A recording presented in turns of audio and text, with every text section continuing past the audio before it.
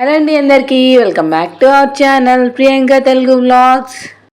ముందుగా ఒక చిన్న రిక్వెస్ట్ అండి, మన ఛానల్ని ఇంకా ఎవరైనా సబ్స్క్రైబ్ చేసుకోకపోతే వెంటనే మన ఛానల్ని సబ్స్క్రైబ్ చేసుకుని పక్కనే ఉన్న బెల్ ఐకాన్ని క్లిక్ చేయండి.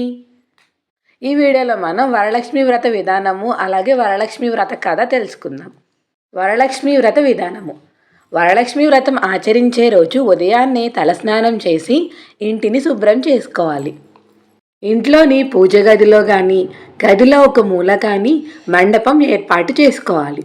ఈ మండపం పైన బియ్యపు పిండితో ముగ్గు వేసి కలశం ఏర్పాటు చేసుకోవాలి. తోరాలు, అక్షింతలు, పసుపు గణపతిని, పూజా సామాగ్రి సిద్ధం చేసుకుని అమ్మవారి ఫోటో మండపంలో ఉంచాలి. కావలసిన వస్తువులు: పసుపు, కుంకుమ, ఎర్రటి జాకెట్ ముక్క, గంధము, పూలు, పండ్లు, ఆకులు, వక్కలు, తోరానికి అవసరమైన దారము, కొబ్బరికాయలు, దీపపు కుందులు, హారతిచ్చేది, దీపారాధనకు నెయ్యి, కర్పూరం, అగరబత్తులు, బియ్యము మరియు శనగలు. తోరం తయారు చేసుకునే విధానము: తెల్లటి దారాన్ని 5 లేక 9 పోగులు తీసుకుని దానికి పసుపు రాసుకోవాలి. ఆ దారమునకు 5 లేక 9 పువ్వులతో 5 లేక 9 ముడులతో తోరాన్ని తయారు చేసుకుని పీఠం వద్ద ఉంచుకోవాలి. పసుపు, కుంకుమ, అక్షింతలు వేసి తోరాన్ని పూజించాలి. ఈ విధంగా తోరాన్ని పూజించిన అనంతరమే పూజకు ఉపక్రమించాలి. వరలక్ష్మి వ్రత కథ. సకల మునిగనుంబలతో గూడి రమ్యమయ్యున్న కైలాస పర్వత శిఖరంబున నానా విధంబులగు మనులు చెక్కినదియు పాటలములు, అశోకములు, సురపొన్నలు, ఖర్జూరములు, పొగడలు మొదలగు పెక్కు వృక్షములతో గూడినదియునై కుబేరుడు, వరుణుడు, ఇంద్రుడు మొదలగు దిక్పాలురకును నారదుడు, అగస్త్యుడు, వాల్మీకి, పరాశరుడు మొదలగు ఋషులకు నాటపట్టయ్యుండు కల్పవృక్షపు చేరువ రత్నమయమైన సింహాసనమునందు నింపుగా కూర్చుండియున్నట్టి జనులకు సుఖముల గలిగించువాడైన శంకరుని చూచి పార్వతీదేవి కడుముదమంది సకల లోకంబుల నేలుచు సకల భూతములందును దయగలిగియుండునట్టియో నాదుడా, రహస్యమయ్యి పావనమైన ఒక శుభవ్రతంబును నాకు తెలుపుము అని లోకముల మేలు కోరినదై అడిగెను. అంతటా ఈశ్వరుడు పార్వతితో ఇట్లని: ఓ పార్వతి, వ్రతములలోనెల్లా ఉత్తమమైన వ్రతమొక్కటి ఉన్నది. సకల సంపదలకు మూలమైనది. శీఘ్రముగానే పుత్రపౌత్రులను ఒసగునది. ఈ పావన వ్రతము వరలక్ష్మి వ్రతం అనబడును. ఈ వ్రతము శ్రావణ మాసంబునందు పూర్ణిమకు ముందుగా వచ్చేడు శుక్రవారం నాడు ఆచరింపవలను. ఓ పార్వతి, ఆ వ్రతము చేసిన స్త్రీకి కలుగు పుణ్యఫలంబు చెప్పెదను, ఆలకింపుము అని పార్వతికి పరమశివుడు చెప్పగా, ఆ పార్వతీదేవియు వెండియు శంకరుని చూచి, నాదా, ఆ వ్రతంబును ఏ విధితో చేయవలను? ఆ వ్రతమునందే దేవతను కొలవవలయును? ఆ వరలక్ష్మీదేవిని ఇంతకు ముందెవరు ఆరాధించి ఆమెను సంతోషపెట్టిరి అని అడుగగా, ఈశ్వరుడు పార్వతీదేవితో ఇట్లని: ఈ కథను సౌనకాది మహామునులకు సూత పౌరాణికుడు చెప్పాడు. ఇలకు వరలక్ష్మి వ్రతం సౌభాగ్యాన్ని కలుగజేస్తుంది. ఈ శుభకరమైన వ్రతాన్ని శ్రావణ శుక్లపక్ష పూర్ణిమకు ముందు వచ్చే శుక్రవారం రోజున చేయాలి అని పార్వతీదేవికి పరమేశ్వరుడు చెప్పాడు. ఓ పార్వతి, వరలక్ష్మి కథను చెబుతున్నాను, శ్రద్ధగా విను. మగధ దేశంలో కుండినంబ అనే పట్టణంలో చారుమతి అనే బ్రాహ్మణ స్త్రీ ఉండేది. ఆమె భర్తనే దైవంగా భావించుకునేది. ప్రతిరోజు తెల్లవారుజామునే నిద్రలేచి స్నానాదులు పూర్తి చేసి భర్తను పూలతో పూజించేది. అనంతరం అత్తమామలను సేవిస్తూ ఇరుగు పొరుగు వారితో స్నేహంగా ఉంటూ జీవనం సాగించేది. చారుమతికి ఒకరోజు కలలో వరలక్ష్మీదేవి కనిపించి, నేనమ్మా వరలక్ష్మీదేవిని, నీ భక్తికి ప్రసన్నురాలినై ప్రత్యక్షమయ్యాను.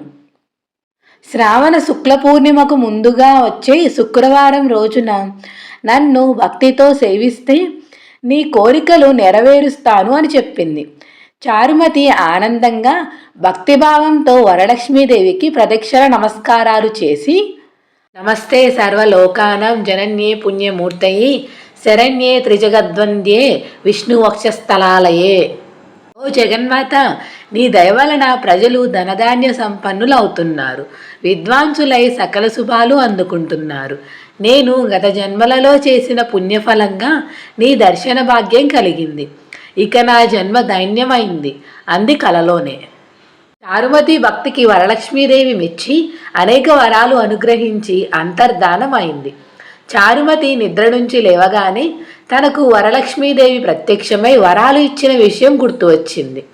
కలలో తనకు వరలక్ష్మీదేవి చెప్పిన విషయాలను అత్తమామలకును ఇరుగు పొరుగు వారితోనూ చెప్పింది.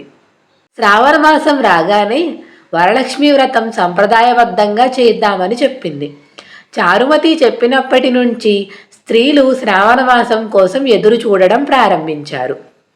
కొంతకాలం తరువాత వీరు ఎదురు చూస్తున్న శ్రావణ మాసం వచ్చింది. ఆ నెలలో పూర్ణిమకు ముందు వచ్చే శుక్రవారాన్ని వరలక్ష్మీదేవి చెప్పిన రోజుగా భావించారు. ఈరోజు తెల్లవారుజామునే లేచి స్నానాదులు పూర్తి చేశారు. కొత్త దుస్తులు కట్టుకున్నారు. పూజగదిలో పీట వేసి దానిపైన బియ్యం పోశారు. అందులో కలశం ఏర్పాటు చేసి వరలక్ష్మీదేవిని ఆవాహన చేశారు.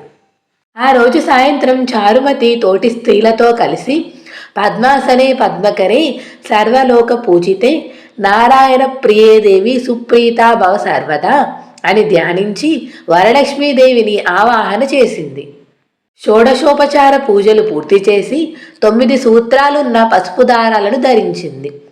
పలు రకాల భక్ష్యభోజ్యాలను వరలక్ష్మీదేవికి నివేదించి ప్రదక్షిణలు చేసింది.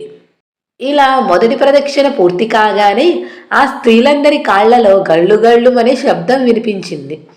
ఆ స్త్రీలందరూ ఆశ్చర్యంగా తమ కాళ్ల వైపు చూసుకున్నారు. వారి కాళ్లకు గజ్జెలున్నాయి. ఇది వరలక్ష్మీదేవి కటాక్షమేనని చారుమతి మిగిలిన స్త్రీలు చాలా సంతోషించారు. రెండవ ప్రదక్షిణ చేయగా వాళ్ళ చేతులకు నవరత్నాలు పొదిగిన బంగారు ఆభరణాలు వచ్చాయి. మూడవ ప్రదక్షిణతో వారికి సర్వాలంకారాలు అమిరాయి. చారుమతి ఇల్లు మొత్తం బంగారము, రథ, గజ, తుగర వాహనాలతో సౌభాగ్యంతో నిండిపోయింది. వ్రతంలో పాల్గొన్న స్త్రీలను తీసుకుపోవటానికి గుర్రాలు, ఏనుగులు, రథాలు వచ్చి చారుమతి ఇంటి వద్ద నిలిచాయి. తమ చేత శాస్త్ర ప్రకారం వ్రతం చేయించిన బ్రాహ్మణోత్తముని గంధం పుష్పాలతో పూజించారు. దక్షిణ తాంబూలము 12 భక్షములు వాయనమిచ్చి ఆశీర్వాదం పొందారు. వరలక్ష్మీదేవికి నివేదన చేసిన భక్ష్యభోజ్యాలను బంధువులతో కలిసి భుజించాక వాహనాలలో స్త్రీలు తమ తమ ఇళ్లకు వెళ్ళిపోయారు.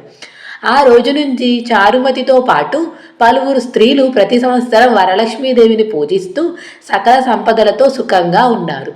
ఈ వ్రతం చేసిన వారికి సర్వసంపదలు కలుగుతాయి. వ్రతాన్ని అన్ని కులాల వారు చేయవచ్చు. ఈ కథను విన్నవారికి, చదివిన వారికి వరలక్ష్మీదేవి అనుగ్రహం లభించి సకల శుభాలు కలుగుతాయి. ఇది సౌభాగ్యదాయకం.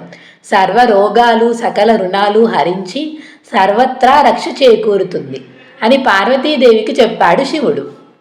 ఇదండి వరలక్ష్మీ వ్రత కథ. ఈ వీడియో మీకు నచ్చినట్లయితే వీడియోని లైక్ చేసి మీ ఫ్రెండ్స్ అండ్ ఫ్యామిలీకి తప్పకుండా షేర్ చేయండి. Thank you for watching.